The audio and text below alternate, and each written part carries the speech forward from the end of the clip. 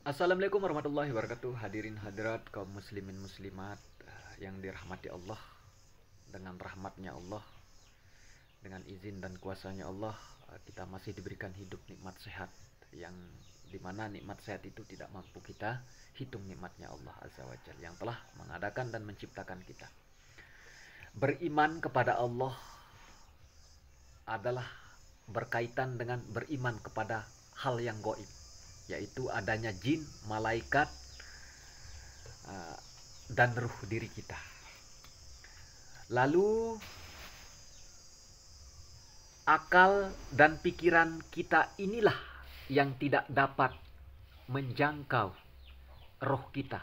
Akan tetapi roh kita tentu dapat menjangkau akal dan pikiran kita. Yang dimintai oleh Allah Azza wa Jalla pertanggungjawaban adalah akal dan pikiran kita. Sebagai memori yang sewaktu-waktu Allah atau malaikatnya mencabut akal pikiran kita dapat memasukkan dalam data kehidupan kita, maka kehidupan kita akan, semua file kehidupan kita akan terbuka. Hadirin hadirat kaum muslimin muslimat, pernahkah kita melihat orang yang gila? Orang yang gila itu kan belum mati ya, belum mati. Secara raga pun belum mati. Akan tetapi akal dan pikirannya diangkat oleh Allah. Lalu dia berjalan tanpa dia sadari akal dan pikirannya. Lalu apakah yang bikin dia bisa berjalan bergerak? Ialah masih ada ruhnya. Tapi dia tidak dapat dijangkau oleh akal dan pikiran ruh itu. Akan tetapi ruh dapat menjangkau akal dan pikiran. Itulah memori kehidupannya. Memori kehidupan raga kita di dunia ini yang dapat dimintai pertanggungjawaban. Karena kenapa?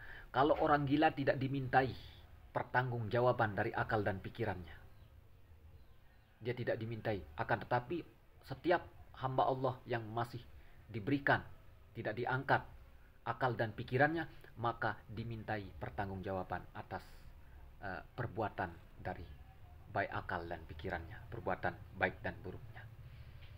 Pernahkah kita melihat orang tidur juga? Orang tidur itu kan diangkat akal dan pikirannya. Dia tidak berdosa di luar alam sadarnya. Akan tetapi dia masih hidup. Jantungnya berdetak, cuman dia tidak bergerak seperti kita yang tidak tidur. Lalu ruhnya masih ada, tentu ruhnya ada. Ruh itulah yang tidak mati dan raga itulah yang sewaktu-waktu bisa mati. Bisa tidur, bahkan bisa mati, kembali menjadi tanah. Atau pernahkah Anda merasakan amnesia? Saya pernah merasakan amnesia satu hari, kalau tidak salah 1 hari. Dari pagi, bisa dikatakan pagi, agak sekitar jam 8 lebih lah. Sampai waktu itu saya ingat sampai menjelang maghrib. Saya tidak ingat apa-apa, akan tetapi saya berjalan, saya ngomong, tapi kalau ditanya apa kata orang, itu yang saya katakan. Tapi saya tidak sadar waktu itu. Waktu itu seingat saya lagi bersih di masjid, ngepel ya. Lalu saya kepleset, lalu kebentur kepala saya dari belakang oleh lantai itu. Lalu setelah itu saya tidak ingat apa-apa. Akan tetapi saya bukan tidur atau pingsan, atau bukan mati. Akan tetapi saya berjalan, saya beraktivitas tapi tidak sadar. Tapi ngomong tapi berjalan. Tapi selama itu saya bangun, saya sadar bahwa saya bangun maghrib. Ketika itu saya bangun maghrib, saya seperti tidur. Saya mengatakan kayak saya baru tidur gitu. Saya baru bangun. Kayak saya baru bangun dari tidur. Lalu saya lihat orang banyak di sekeliling saya. Waktu itu ada yang mengobati saya. Lalu saya tanyakan, kenapa?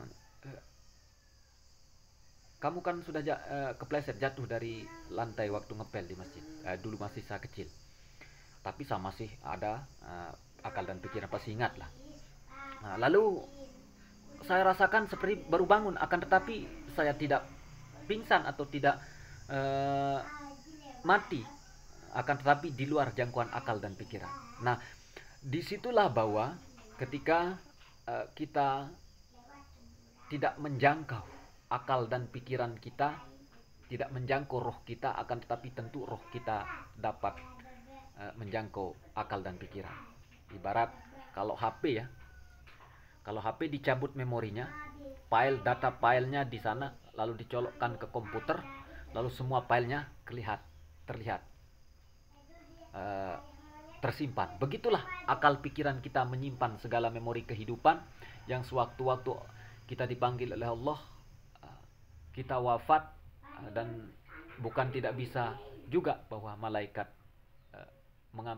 membawa data kita semasa kita hidup. Sehingga akal dan pikiran kita lah yang dimintai pertanggungjawaban. Kalau orang pingsan, kalau orang tidur, kalau orang gila, kalau orang pikun tidak dimintai pertanggungjawaban atas akal dan pikirannya. Orang yang sudah tua. Akan tetapi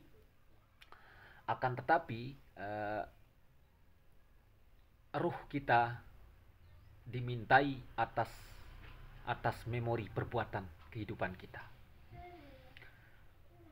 Akan tetapi mengenai jiwa ya, Allah tidak memanggil kita seperti yang dijelaskan dalam talqin. Allah kan memanggil, hei jiwa yang tenang, pulanglah ke hadrat Tuhanmu dengan senang dan gembira. Yang dipanggil adalah qalbun salim kita, jiwa kita, hati kita, bukan raga kita. Allah tidak mengatakan, hei raga manusia, kembalilah, pulanglah ke hadrat Tuhanmu dengan senang dan gembira. Tidak. Akan yang dipanggil adalah hati kita. Sehingga kalau manusia walaupun hitam tapi putih hatinya seperti manggis. Kelihatan hitam tapi manis, putih hatinya. Pasti putih, pasti baik pekerjaannya. Kalau hati kita tidak baik, tentu manusia dapat berbuat tidak baik. Kalau niatnya tidak baik, kalau maunya tidak baik di hatinya, pasti dapat berbuat yang tidak baik pula. Karena hati adalah cermin. Sehingga pernah Rasulullah, singkat cerita ya, pernah Rasulullah, lalu apa yang membuat kita ke surga? Singkat saja Rasulullah menjelaskan, bukan puasa, bukan zikir, bukan sedekah, bukan sholat, bukan amalan, bukan bahkan jariah yang dapat dibanggakan, bukan. Lalu apa jawabannya? Qalbun salim, hati kita.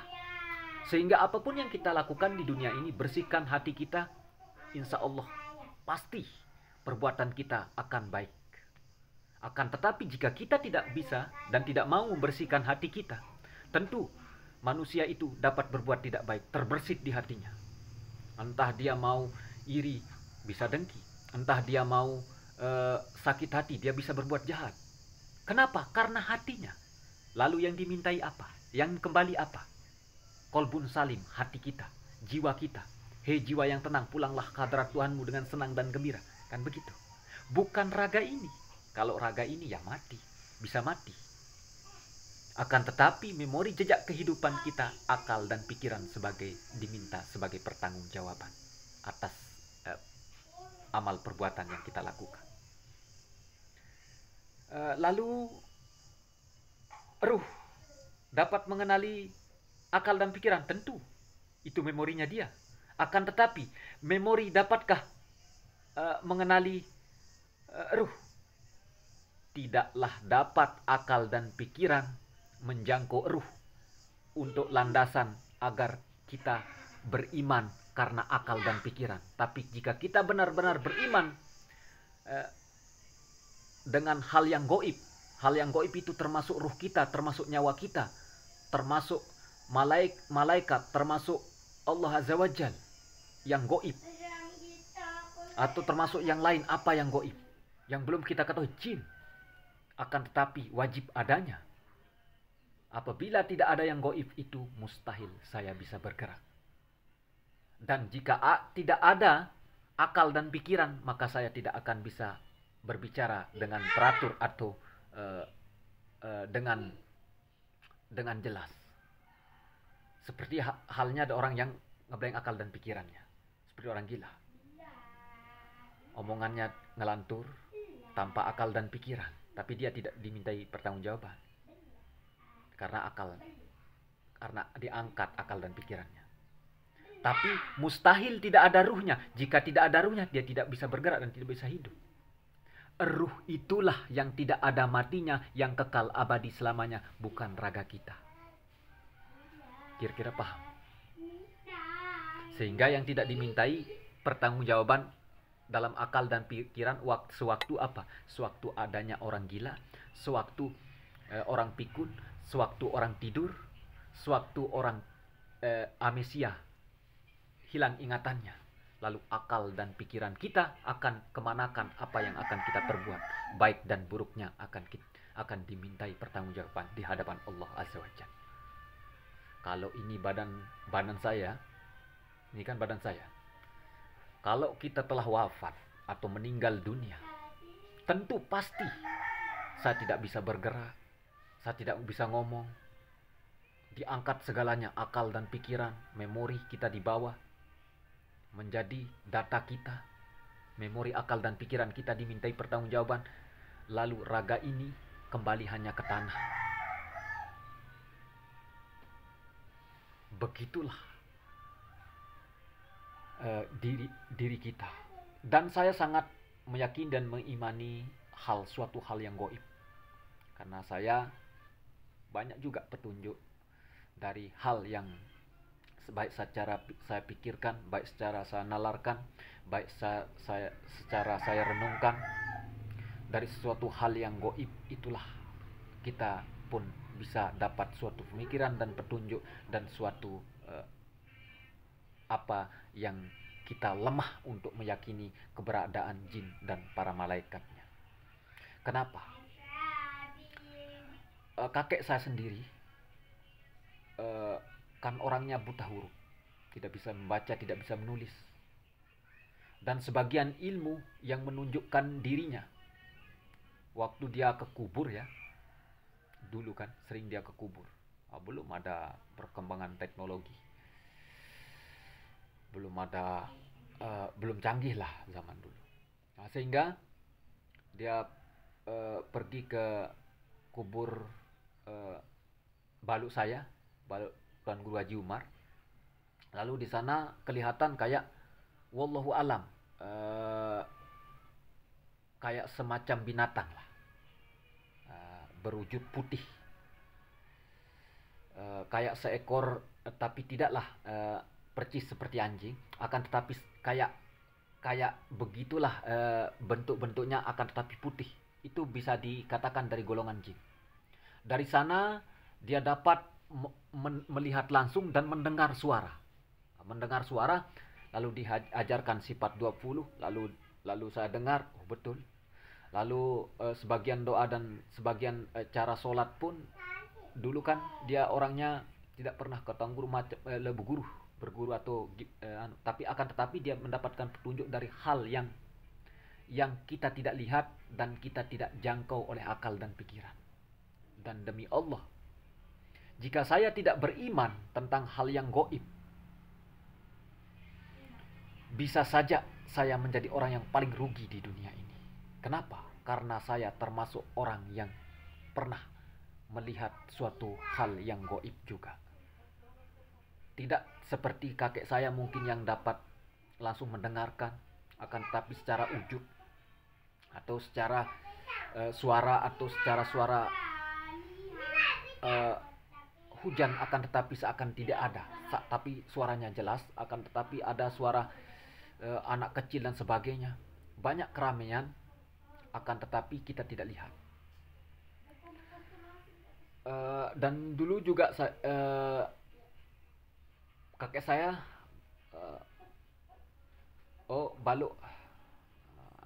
Baludi, dia orang yang sehari-hari berjumpa dengan jinnya. Bukan berarti saya mengatakan sirik. Tidak. Nama sahabatnya diriwayatkan oleh kakek saya yang bernama Puk Kenim, tapi sekarang sudah meninggal. dan kakek saya juga masih hidup sekarang. Kalau malam hari dia tidak berhenti berbicara dengan hal yang goib. Akan tetapi pembicaraannya tentang ilmu. Dan jin itu uh, bernama Guru Gedah. Dia mengajar anak-anak jin yang di alam jin di sekolah. Sehingga dia banyak mengajar ke balodi saya. Lalu mengajarkan untuk mengobati apa obat orang sakit. Waktu itu kan belum ada dokter ya, Pak. Masih zaman dulu itu ada mungkin, akan tetapi jarang. Nah, dia ngobatin orang-orang sakit terdahulu, tapi diberitahu ramuannya atau syaratnya dari bangsa yang goib seperti jin. Nah, begitu juga, akan tetapi tidak diajarkan ilmu salah. Maksud saya diberikan atau memintai rizki dari jin, tidak, atau jin memberikan rizki, tidak. Akan tetapi syarat-syarat ilmu dan syarat-syarat untuk mengobati orang dan syarat-syarat syariat-syariat agama, sama seperti kakek saya dahulu waktu dia agak kerandingan ya. Kerandingan sampai kalau dulu dia sampai ke hutan, sampai sehari semalam lupa makan. Dan dia pergi ke kubur balok Tuan Guru Haji Umar, saya. Terus dia mendapatkan petunjuk asli. Dia lihat semacam putih akan tetapi bersuara, dan diajarkan sifat 20, diajarkan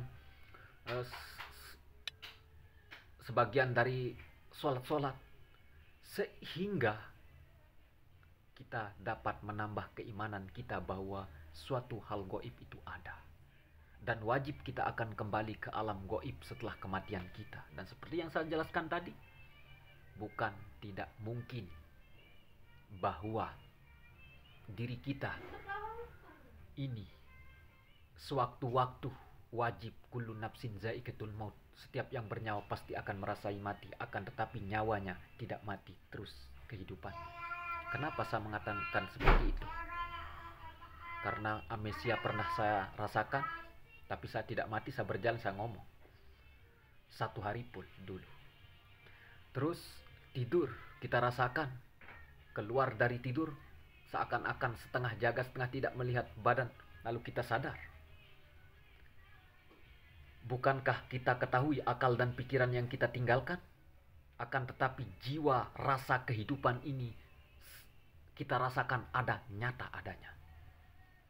Itulah yang tidak mati-mati pada hakikatnya, kembali ke hadapan Allah yang dipanggil, hei jiwa yang tenang, pulanglah ke hadrat Tuhanmu dengan senang dan gembira. Ndak kita dipanggil hei raga, hei badan, hei badan manusia, pulanglah ke hadrat Tuhanmu dengan senang dan gembira. Justru pulang dengan kematian kalau raga, kalau badan kita. Dan dari itu semua, dan baik pengalaman dari kakek dan melihat baluk nenek-nenek kita, nenek-nenek saya, maksud saya, pengalaman-pengalaman tentang dunia yang goib yang nyata ia alami, nyata ia dengar, nyata ia lihat, nyata dia mendapatkan petunjuk, nyata dia mendapatkan untuk mengobat seorang dahulu, baludi, dan nyata bahwa kakek saya masih hidup yang laki dari ibu saya. Nyata dia diajarkan bagian dari ilmu agama Islam, dari hal yang goib yang ia dengar dan yang ia lihat. Meski dia berwujud tidaklah seperti wujud seperti wujud secara manusia, akan tetapi secara putihnya seperti binatang. Entah itu bangsa jin, walaupun bangsa jin selagi dia beriman kepada Allah, tentu dia akan memberitahu tentang apa yang ia imani dan tentang apa yang ia yakini. Ia yakin bahwa agamanya Islam, ia sampaikan apa yang ia yakini dan imani. Dan termasuk itu adalah dunia spiritual ya, atau dunia yang bersifatnya goib akan tapi nyata adanya. Dan roh kita lah Sekali lagi, dan roh kita lah sekali diciptakan terus-menerus selamanya hidup. Tidak ada kematian, melainkan keabadian, melainkan raga. Raga saja badan kita yang mendapatkan suatu kematian. Kita banyak belajar dari kejadian-kejadian, dari pendengaran-pendengaran, dari penglihatan-penglihatan, dari suatu hal yang tidak dapat dijangkau oleh akal dan pikiran saya. Akan tetapi dia ada. Dan roh saya yang tidak dapat menjangkau akal dan akal saya, dan akal dan pikiran saya tidak dapat menjangkau roh saya, akan tetapi roh saya tentu dapat dijangkau oleh akal dan pikiran. Kenapa? Itulah memori kehidupan. Yang sewaktu-waktu kita akan mati dicabut serta memorinya. Akal dan pikirannya dimintai pertanggungjawaban, lalu ruh itu akan berdiam diri dengan memorinya. Lalu yang hidup terus-menerus, kekal abadi adalah ruh. Tapi bukan seperti istilah tasawuf ruhin. Lalu setelah ruhinnya, terus dia berkira Allah bersemayam dalam dirinya, terus mengaku menjadi Tuhan. Bukan, salah itu. Suatu yang salah, bukan kita imani, bukan kita ijma'kan. Tahu ijma'? Kalau ijma' itu ya yang bisa diterima secara massa, secara orang banyak. Kalau ada ulama, kalau ada orang yang walaupun tinggi ilmunya akan tetapi menghalalkan yang telah diharamkan oleh Allah, ya bukan ulama namanya. Bukan ijma'nya bisa diikuti dan boleh diikuti oleh banyak orang, justru ditolak. Seandainya ada orang yang memperbolehkan zina, melakukan zina, tidak haram, tidak dosa dan sebagainya, itu ijma'nya tidak bisa diikuti. Dan dia bukan ulama, dan itulah yang tidak kita ikuti, yang melakukan, yang membolehkan, yang tidak mengharamkan yang diharamkan oleh Allah. Tentu ijma'nya tidak bisa kita ikuti. Masyarakat yang beriman kepada Allah, masa kesalahan diperbolehkan, masa suatu hal yang tidak semestinya harus dilakukan diperbolehkan untuk dilakukan, ijma'nya tidak bisa diikuti dan tidak bisa dibenarkan.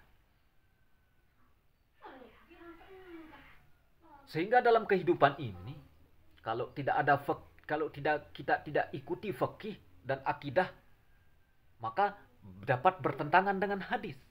Kalau kita tidak ikuti hadis, dapat bertentangan dengan firman Allah. Maka kita akan mendustakan ayat-ayat Allah. Sehingga ijma'nya adalah apa yang telah diharamkan, ya tetap haram. Apa yang tidak diperbolehkan, ya tetap tidak diperbolehkan, dapat diikuti.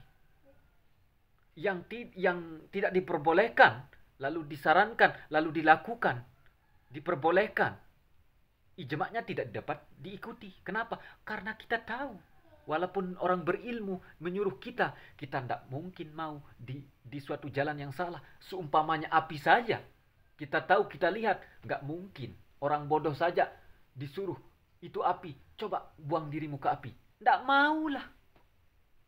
Nggak mau. Atau orang yang akan menzolimi diri hanya untuk menyiksa diri. Sadarkah kita dari diri kita yang menzolimi diri kita akan mendustakan apa yang Allah larang dan Allah perintahkan? Maka dari itu sebenarnya semua kehidupan ini saya ambil menjadi suatu pelajaran, suatu renungan, suatu hal yang memang harus kita sadari. Kita tidak akan cukup beragama dengan modal akal dan pikiran. Karena agama itu kita tidak dapat mencari secara akal dan pikiran. Sama seperti halnya ruh tadi saya jelaskan. Lalu singkatnya adalah orang yang beriman adalah percaya kepada hal yang gaib itu ada. Dan demi Allah, seandainya saya tidak beriman, mungkin saya juga dapat menjadi orang yang paling rugi di muka bumi ini. Hadirin hadirat kaum muslimin muslimat rahimakumullah, mungkin ini yang bisa saya sampaikan pada kali ini, pada hari ini, tentang perjalanan kehidupan, tentang kehidupan yang kita jalani, renungi, pikirkan, tentang apa yang telah kita lakukan dan akan kita lakukan. Tentu kita penuh dengan pertimbangan. Setiap langkah kehidupan, apakah kita telah berjalan sesuai yang dengan cara yang diperbolehkan oleh Allah, atau dengan cara yang tidak diperbolehkan oleh Allah. Tentu barometernya adalah setiap petunjuk-petunjuk kitabnya, ilmu-ilmunya, mana yang benar dan mana yang tidak, mana yang diperbolehkan dan mana yang tidak, mana yang diharamkan dan mana yang tidak, mana yang dihalalkan. Tentu seberilmu-ilmu apapun diri kita, ijma'nya kebenaran dapat diikuti dan ketidakbenaran orang pun tidak untuk mengikutinya. Dalam arti itu tadi, contoh misalkan dalam Islam minuman haram haram. Jika ada ulama memperbolehkan minuman bebas, tidak haram, boleh, maka ijma'nya tidak dapat diikuti. Kenapa? Karena salah. Akan tetapi jika ijma'nya dapat diikuti, dibenarkan dan diterima oleh masyarakat benarnya, atau suatu masa benarnya, maka ijma'nya dapat dibenarkan, dapat diikuti. Maka saran saya juga, meski saya bukan orang yang terbaik dan bukan orang yang sempurna, akan tetapi ikutlah saran para alim ulama yang memang ijma'nya benar dan benar, yang benar harus diikuti, dan benar itu harus dilakukan dan diupayakan, sehingga terus berjalan menjalani kehidupan selama hayat masih dikandung badan, maksudnya sampai hari yang telah ditentukan akan ajal dan kematiannya. Dengan apa? Selalu mengiringinya dengan takwa. Apa itu takwa? Berusaha menjalankan segala perintah Allah, menjauhi segala larangan Allah. Begitulah kehidupan kita. Kita dituntut oleh Allah beribadah kepada Allah. Allah menciptakan kita, tujuan kita beribadah, mengerjakan segala sesuatu dengan niat. Niat apa? Mengerjakan yang baik, niat fardholillahi ta'ala, karena Allah semata. Saya juga bukan karena manusia, bukan karena dunia, bukan karena apa, akan tetapi karena Allah. Kenapa? Tatkala kita dimintai oleh Allah qalbun salim, kita ini hidup karena apa? Untuk apa? Karena apa? Qalbun salim kita, hati kita akan ditanya oleh Allah. Sehingga kalau kita bohong kepada Allah, bohong kepada malaikat Allah, maka engkau tidak karena Allah. Maka kita bisa batal ibadah kita jika tidak karena Allah. Niat kita tidak ada fardholillahi ta'ala, kita tidak dapat memperolehnya. Gimana mungkin kita akan mentiadakan yang telah ada dan menciptakan kita? Begitulah kehidupan ini, dan juga tidak bisa kita remehkan suatu hal yang kecil, suatu hal yang sepele.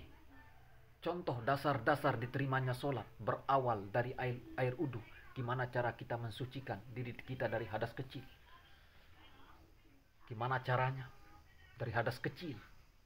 Setelah dari hadas kecilnya betul, maka bisa diterima sholatnya. Akan tapi jika kita tidak berwudu, bisa batal pahala sholatnya. Begitu juga dengan niat kita. Jika niat kita bukan karena Allah atau karena lain daripada Allah, tidak ada fardhu lillahi ta'alanya, tidak ada semata-mata karena Allah, maka apa yang kita peroleh bisa tidak ada dari apa yang kita imani dan yakini. Lalu semuanya tergantung hati kita. Begitulah kita menjaga keridhaan diri kita, keridhaan orang lain. Keridhaan orang lain kita hargai dan keridhaan diri kita hargai. Aman kehidupan kita. Akan tetapi jika kita mengusik suatu keridhaan Allah atau keridhaan hambanya yang lain, maka di saat itulah kita akan bisa berat, bisa susah. Karena apa? Karena tidak ada keridhaan. Apa itu keridhaan? Keridhaan itu adalah kerelaannya. Tidak ada kerelaannya, semua menjadi sulit. Semua bisa menjadi susah tanpa kerelaan. Maka jangan memaksa seseorang dengan suatu ketidakridoan dan ketidakrelaannya menjadi suatu berat dalam kehidupan dan kematian kita. Sehingga dalam kehidupan ini mencari ridho Allah dan mencari ridho hambanya juga adalah suatu hal yang harus dilakukan. Dan untuk beribadah suci dari hadas kecil pun jangan kita remehkan. Walaupun air kencing yang akan kita lakukan lalu kita tidak membersihkan dengan benar, air kencing yang kita kencing, yang kita kencingin, lalu kita tidak bersihkan dengan benar, jangan harap jika kita sholat membawa hadas lalu bisa diterima pahala sholat kita. Sehingga kita berawal dari suatu hal yang diremehkan, yang kecil, yang kita anggap sepele, tapi sangat berdampak kepada yang besar yang kita harapkan, seperti kehidupan dunia. Kita mengharapkan suatu ibadah yang lebih baik, lebih besar pahalanya di hadapan Allah, akan tapi dasar-dasarnya kita tidak lakukan, seperti berwudu atau tidak benar cara kita membersihkan suatu hadas dari air kencing, maka semua akan menjadi batal pahalanya. Maka berawallah dari kehidupan yang pondasi kehidupan. Sehingga kalau orang bangun rumah ya, pondasinya dulu, baru tiangnya, baru atapnya, temboknya gitu. Kalau tiba-tiba tiba-tiba bangun atapnya tidak ada temboknya, justru yang bikin atap akan dihempaskan oleh apa yang ia bangun.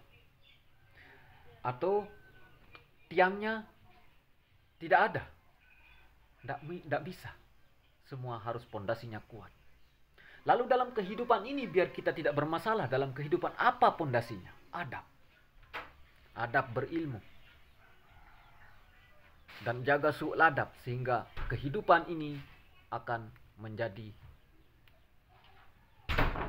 suatu hal yang kita inginkan dapat menjadi suatu baik untuk kehidupan kita, aman untuk kehidupan kita, adalah dengan tetap adab itu pondasi kehidupan yang aman. Dan pondasi pahala-pahala yang baik adalah itu tadi, seperti yang saya jelaskan. Hadirin hadirat kaum muslimin muslimat yang dirahmati Allah, yang dimuliakan Allah dimanapun berada. Mungkin ini yang bisa saya sampaikan. Mohon maaf bila ada kehilapan, kesalahan dari tutur kata yang tidak berkenan atau kurang berkenan di hati. Mohon dimaafkan dari segala kekurangan.